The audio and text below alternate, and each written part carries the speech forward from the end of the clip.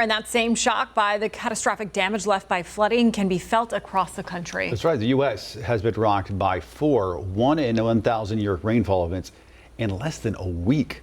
Chris joins us right now to explain. Chris. I don't think I've heard that sentence in all of my career of 15 years. 4 one-in-1,000-year rainfall events. That is crazy to have in 1 week, because there's events like Matthew, as we know here in the Carolinas, Florence. Those were 1-in-1,000-year rainfall events. Helene. But to have me surrounded here, that what happened from July 3rd through the middle of this week, this is insane. But let's start with the biggest one. This is Carroll County, Texas, zooming in here. So this is the after flooding. You're not even seeing the worst of the video, because at one point cars were being just carried downstream. So this is right around the Guadalupe River. But here's the problem that happened here. Rain showers converged. It was the moisture from Barry that led to this, that I saw pieces of houses. You saw just an absolute devastation where you usually do not hear of a death toll like this from just a rain event. Absolutely staggering to see that. Where the North Fork, the South Fork River, the Guadalupe River all meet here. Saw a range about 5 to 12 inches across the area, just leading to one of the worst events that you're probably ever going to see. And there's still so many people missing.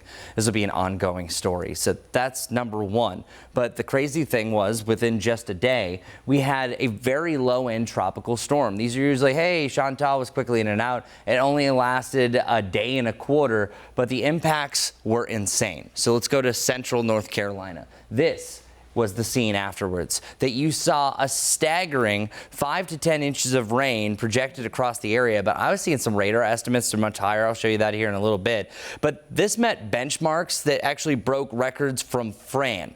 Hurricane Fran, which goes down in history as one of the worst flooding storms we've ever had. Now, Florence broke a lot of those records, just depending where you were. And this is a very weak storm. You had winds that did get up to about 50 miles per hour, but that's very low end for tropical storms. But it just shows it was even a tropical depression when it was dumping the most rain. This is one of the most significant inland flooding events that North Carolina has ever seen. And again, it was a low-end tropical storm. 4 people died from this, and this is going to cost millions to even billions of dollars in lasting damage. So that's number 2. Then we move over here to New Mexico. This is a staggering event because they had wildfires recently. And what happens during that process is you actually have a chemical process that happens from the burning of different plants, where it creates this glossy layer. So let's go here. New Mexico. Wow. The rushing river, the sounds that you see here. There's at one point there was a house that was being carried downstream. So this is the Ruidoso River, and it's right through the village of Ruidoso. It was this area that has a lot of bends and twists. There's the house that I'm talking about. Wow. You usually do not see this. We actually, last time we saw this was in Helene. I have to actually stop saying you usually don't see this because we're seeing it so much. And the house is just taking down full-size trees. It was certain parts of the village that were much, much more plagued by others. But what's really crazy here is that the nearest gauge was in Hollywood, New Mexico. The old record in 2008 was over 12 feet. The crest of this river, 20.24 feet.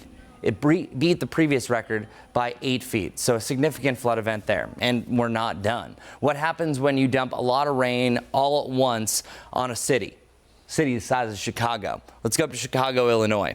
It's this area that saw up to about 3 to 7 inches of rain. So this just completely overwhelmed the sewer systems of Chicago. There were some claims that there was 5 inches of rain in about a 90-minute period. Those are very similar rainfall rates to what we were seeing in Texas and New Mexico that saw those 5 to 10 inch marks. Also the same thing in North Carolina. So all these kind of correlate to one another. And other stats with this, 6.6 inches was the absolute highest total that I saw that happened in about 2 hours. It just completely overwhelmed the drains. It's not often do you have this much rain in the city, but no, actually, yesterday, parts of Boston went underwater. So what's going on? First off, what is a 1-in-1,000-year rain event?